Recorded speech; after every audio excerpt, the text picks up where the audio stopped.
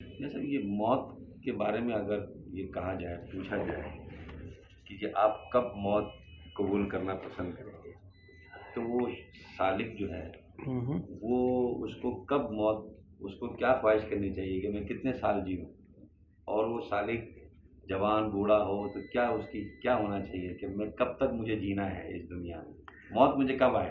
ہاں، موت مجھے کب آئے اس کا جواب ہی بتائے گا یہ سلوک کی کون سی منزل پہ ہے۔ اچھا، باطنی اعتبار سے، چاہے شعوری طور پہ ہو نہ ہو، اس کا جواب بتائے گا کہ وہ دنیا میں رہنا چاہتا ہے تو کتنا رہنا چاہتا ہے، تو کیوں رہنا چاہتا ہے، یا جانا چاہتا ہے تو کیوں جانا چاہتا ہے۔ لوگ خودکشی بھی کرتے ہیں نا، کیوں جانا چاہتا ہے، وہ تو مر ہی جاتے ہیں۔ تو جو اللہ کی محبت میں اللہ سے ملاقات کے لیے انسٹنٹلی تیار ہو کے ابھی چلو، اچھا، اس کا مطلب وہ اپنے ولایت کے یا اپنے سلوک کے کمال پہ ہے، اس ٹائم عروج میں، اور جو کہہ رہے تھوڑا بس اس نے پھر نیچے جیتے ہیں سارے معاملات۔ جو بولے ابھی رک جائیں ذرا، ابھی میں اپنی نمازیں پوری کر لوں، ابھی میں اپنے حج کے کچھ میں نے حج نہیں کیا وہ بھی کر لوں، کچھ روزے میرے باقی رہ گئے تھے، میں نے پانی پی لیا تھا اذان کے وقت بچپن میں، وہ والا روزہ میرا باقی رہ گیا تو وہ میں پورا کر لوں، کچھ کہتا ذرا معافیا مانگ لوں لوگوں سے، پینڈنگ میں معاملات ہیں اس کے۔ اچھی چیز ہے، وہی نا، مطلب اچھا تو ہے لیکن اس کا درجہ اب ایک بالکل تیار ہے، اس کو اتنا رب کی اور حضور صلی اللہ علیہ وسلم کی، اللہ اس کے رسول کی محبت اتنی ہے کہ وہ کسی چیز کی پرواہ نہیں کر رہا، کہہ رہا اور دیکھا جائے گا، چلنے دو۔ یہ پھر عاشق ہو گیا نا، تو عاشق کو کیا پرواہ، وہ پھر اس کی سوچ الگ ہوتی ہے عاشق کی۔ وہ کہتا ہے ہم نے کون سے تیر چلانا ہے یار دنیا میں رہ کے، چلو اور کیا کرنا ہے یار۔ تو یہ جو گناہ میرے سے ہوئے ہیں، یہ کیا نہیں سوچے گا وہ؟ تو وہی نا کہ توبہ تو بندہ ہر وقت کر کے رکھے نا، آج اور ابھی مرنے کے لیے تیار ہو۔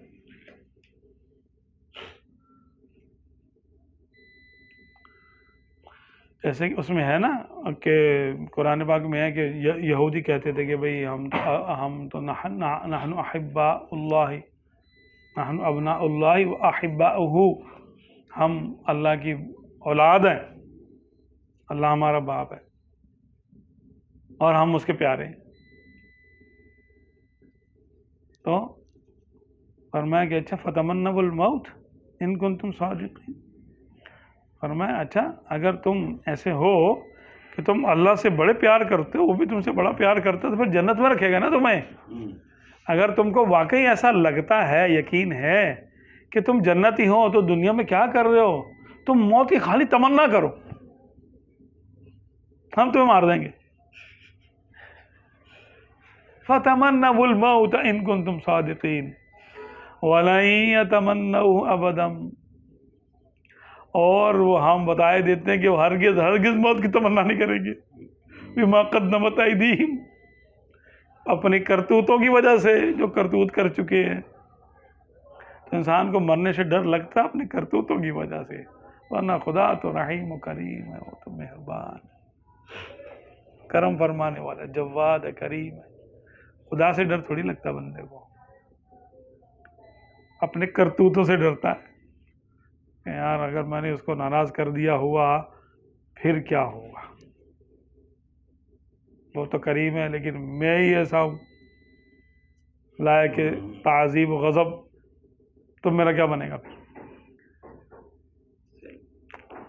اللہ سے ڈرنے کا معنی یہی ہے کہ اللہ تعالیٰ سے ہم ظلم سے نہیں ڈرتے، اس بات سے نہیں ہے کہ وہ ظلم کرے گا ہم پہ، معاذ اللہ، معاذ ان اللہ لا یظلم مثقال ذرہ، اللہ ذرہ برابر بھی کسی پہ ظلم نہیں کرتا نا، صحیح، وہ اپنے اعمال سے ہوگا۔ ہاں اپنے اعمال سے ڈرتا ہے۔ حضور علیہ الصلوۃ والسلام کی عمر شریف 63 برس ہے، تو میں چاہتا ہوں میری 64 برس ہو۔ ایک دوسرے نے برابر میں بیٹھا ہوا تھا، اس نے کہا نہیں یار 62 سال ہو تاکہ میں 1 سال کم جیوں۔ تو کیا یہ بھی اس سالک کو یہ نہیں سوچنا چاہیے، بلکہ جیسا آپ نے کہا کہ بھائی میں نے کہا نا کہ جو بولے گا وہ اپنا مقام ظاہر کر رہا ہے۔ اچھا، اگر کسی میں سنت کی پیروی کا غلبہ ہے اور وہ سچے دل سے کہہ رہا ہے یا اللہ بس 63 ہو اور میں تاکہ بالکل یعنی قریب رہوں، بالکل ایک سنت میری پوری ہو جائے. تو اس کا مطلب ہے کہ باقی سنتوں پہ وہ ایسے عمل کرتا ہوگا، ہے نا، تبھی تو ایسا سچا تبھی مانا جائے گا نا کہ باقی باتوں پہ بھی وہ ایسے ہی دیوانہ وار عمل کرتا ہو. ایسا تو نہیں، تو زندگی کی چاہت ہے نا جی اس کو. تو پھر وہی نا، سوال کا جواب انسان کا مقام طے کر رہا ہے خود ہی بتا دیا کہ میں جو نا کس مقام کا بندہ ہوں. یہ معاملہ زندگی اچھی لگتی ہے. ہاں زندگی کے بھی بارے میں آیا کہ اپنے اعمال سے ڈرتے تھے حساب والے، تو وہ تو پھر یہودیوں والا معاملہ تو نہیں ہے. نہیں، اپنے اعمال سے ڈرتے تھے تو ان کا خوف بجا تھا کہ یا بے جا تھا؟ درست تھا، مزہ تھا. ہاں نہیں، وہ غلبہ خوف کی وجہ سے کہتے ہیں. یہ غلبہ حب دنیا کی وجہ سے کہتے ہیں.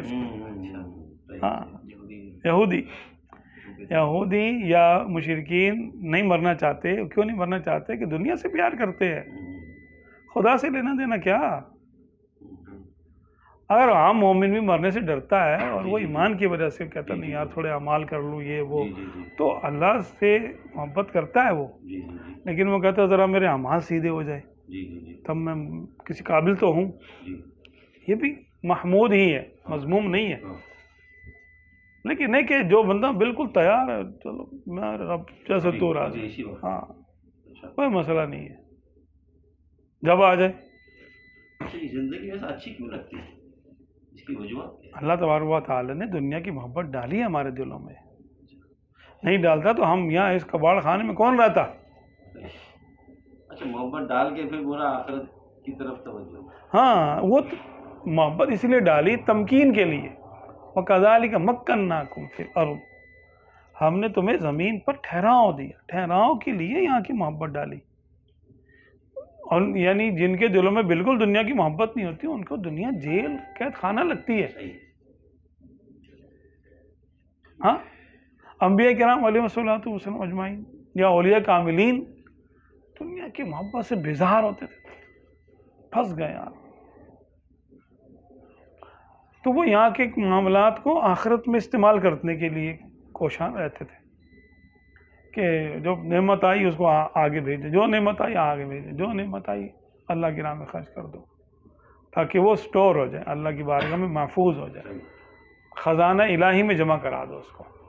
جو نعمت آئے، ہم کہتے ہیں جو وظیفہ پڑھو نعمت آئے گی یہاں خرچ کریں گے، جو نعمت وہاں سے لیں گے یہاں خرچ کریں گے. ہمارے وظیفے یہ ہوتے، الٹ ہو گیا نا معاملہ ہمارا. ہم دنیا کے شہنشاہ ہیں، دنیا کی محبت کے ہم چیمپئن ہیں، وہ دنیا کی بیزاری میں تھے. موت سے کیسے پیار ہو سکتا ہے؟ اس کا کیا؟ دنیا کی محبت سے کیسے نکلا جائے، موت سے پیار کیسے کیا جائے، یہ تو اپنی نیت پہ ہے. جو بندہ غور کرے گا دنیا کی بے ثباتی پر وہ دیکھے گا کہ ہاں ایسے ہی ہے. دنیا تو ایک دن چھوٹ ہی جانی ہے نا، جتنے پیار کر لو اسے. کیوں نہ ابھی تو کیوں نہ ہم اس کو چھوڑ دیں پہلے.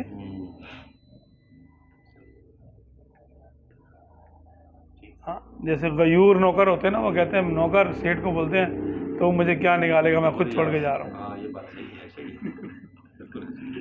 ایسے ہی ہے نا. بالکل ایسے ہی. تو غیور ہوتے ہیں نا نوکر، تو وہ کہتے ہیں ہاں ہم تو خود ہی چھوڑ دیں گے دنیا کو. ایسے ہم کہہ سکتے ہیں کہ تو مجھے کیا چھوڑے گی، پہلے میں تو یہ چھوڑ. میں تیار بیٹھا ہوں. ہاں، تو جب دنیا انسان کو چھوڑتی ہے نا تو پورا رس نچوڑ کے چھوڑتی ہے. پھر وہ کسی قابل رہ نہیں جاتا، پھر وہ لاکھ لپٹے کہ بھائی مجھے رکھ لو، کوئی نہیں رکھتا اس کو. اپنے بچے نکال کے باہر کر دیتے ہیں، رس نچوڑ دیتی ہے، پورا شکل بگاڑ دیتی ہے. جوانی بڑھاپے میں، بڑھاپا بدصورتی میں تبدیل ہو جاتا ہے، طاقت کمزوری میں، اور کمزوری لاچاری میں تبدیل ہو جاتی ہے. بے بسی ہو جاتی بندے پر، کھا نہیں سکتا، رال بہ رہی ہے، ناک بہ رہی ہے. اب یہ بچہ تو ہے نہیں کوئی گود اٹھائے گا اس کو. ماں باپ تو چلے گئے اٹھانے والے، لاج اٹھانے والے، اب تو اولاد ہے بے وفا، وہ کہاں پوچھے گی؟ اس سے بہتر ہے بندہ تیار ہو جائے. ہاں حدیث پاک میں ہے یا اللہ میں ارذل عمر سے تیری پناہ چاہتا ہوں کہ میں محتاج ہو جاؤں لوگوں کا، ایسا بڑھاپا کہ اس سے بہتر بندہ کہتا میں مر جاؤں تو اچھا. اس سے پناہ مانگنی چاہیے، اس سے، ایسے بڑھاپے سے، ایسی لاغری سے، ایسی محتاجگی سے. وہ ہے نا اغننی بفضلک عمن سواک، اس میں یہ آتا ہے اللہم اکفنی بحلالک عن حرامک. ویسے تو قرض کی دعا ہے کہ یا اللہ مجھے کفایت کر، اکفنی بحلالک، اپنے حلال کے ذریعے حرام سے میری کفایت فرما، یعنی میں حرام کی طرف نہ جاؤں. اس میں نیتیں کر سکتے ہم، گناہ سے تو مجھے بچا، مجھے وہ نعمت حلال میں دے دے جس سے میری رغبت ہو رہی ہے گناہ کی طرف، چاہے وہ مال ہو، جمال ہو، کچھ بھی ہے، وہ مجھے حلال میں عطا کر دے. وَأَغْنِنِي بِفَضْلِكَ عَمَّنْ سِوَاكَ، اور مجھے غنی کر دے اپنے فضل سے اپنے سوا سب سے. تو بس جو ہے اللہ نے ہمیں ہاتھ پاؤں کے خادم دے دیے نا، خادم دیے تو ہیں، یہ ہمارا ہاتھ خادم ہے، ہم جو چاہتے ہیں اس سے کر لیتے ہیں الحمدللہ. پاؤں خادم ہیں، جیسے چاہتے ہیں چلتے ہیں الحمدللہ. آنکھیں خادم ہیں، جو چاہتے ہیں دیکھتے ہیں اس سے. کان خادم ہیں، سن لیتے ہیں اس سے، ناک سے سونگھ لیتے ہیں، زبان سے بول لیتے ہیں، ذائقہ چکھ لیتے ہیں. ہاتھ پاؤں سے اعمال کر، یہ ہمارے جسم ہمارا خادم ہی تو ہے، روح کا خادم ہے جسم، ایک سواری کی طرح استعمال کرتے ہیں ہم اس کو. یہ ہماری سلطنت ہے پوری، جسم روح کی سلطنت ہے. روح نے جسم کو کیسا استعمال کیا، اسی کا صحیح حساب دینا روح نے کہ تم نے ان نعمتوں کو کیسے استعمال کیا.